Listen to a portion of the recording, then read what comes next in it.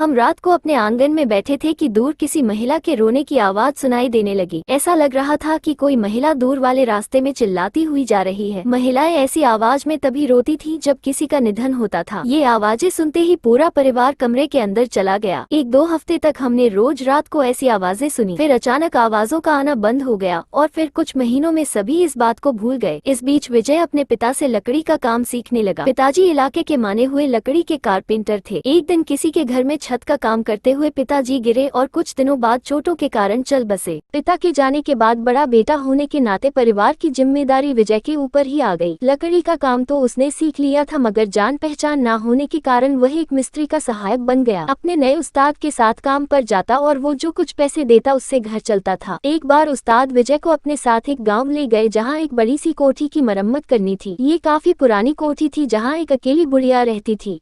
विजय की बुढ़िया से थोड़ी बहुत बात भी हुई और मरम्मत का काम खत्म होने के बाद जब विजय घर पहुंचा तो अलग ही कहानी पता चली। जिस दिन विजय घर से निकला उसी के अगले दिन उसकी बीवी की लाश पास की एक खाई में मिली। लोगों को शक था कि उसी ने अपनी बीवी को हत्या कर भाग गया और पड़ोसियों ने विजय के साथ झगड़े की आवाजें भी सुनी। अब विजय खुद की पत्नी का शोक भी नहीं मना पा रहा था। लोगों को समझाने की खूब कोशिश की, हालांकि गाँव के कुछ समझदार लोगों का मानना था कि उसने हत्या नहीं की, झगड़े के कारण पत्नी ने खुदकुशी कर ली और ससुराल वाले कर विजय को पीट गए और बच्चों को अपने साथ ले गए, क्योंकि अपनी बहन की मौत का जिम्मेदार वे लोग विजय को मानते थे। अब विजय गम में डूबा घर छोड़कर चला गया और खुद को अपनी पत्नी की मौत का जिम्मेदार मानने लगा कि उसके साथ झगड़ा क्यों किया। कभी खाना बनाता, कभी भूखा सो जाता, काम भी छूट गया था और मौत की कगार पर पहुंचने लगा और रोज उसके साथ अजीब घटना होने लगी। कभी दरवाजा पीटने की आवाज आती और विजय ने सुना हुआ था को अनजान की आवाज हो तो दरवाजा नहीं खोलना चाहिए, तो वो नहीं खोलता था। एक दिन उसे अपनी बीवी के रोने की आवाज आई, लेकिन वो चुपचाप लेटा रहा।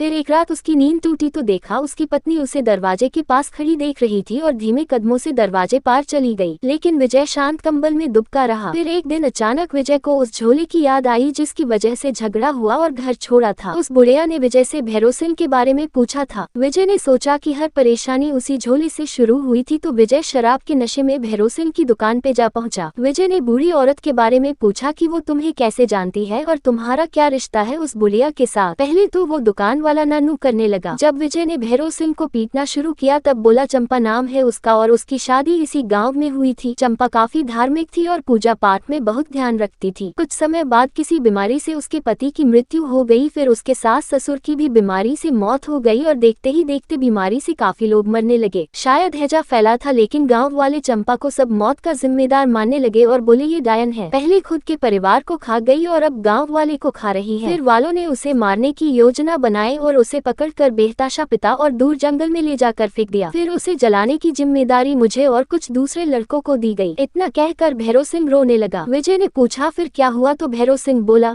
जैसे ही हम लोगों ने आग लगाई चंपा को होश आ गया। मैंने झट से सारी लकड़ियां गिराए और आगे की कहानी अगले वीडियो में देखें।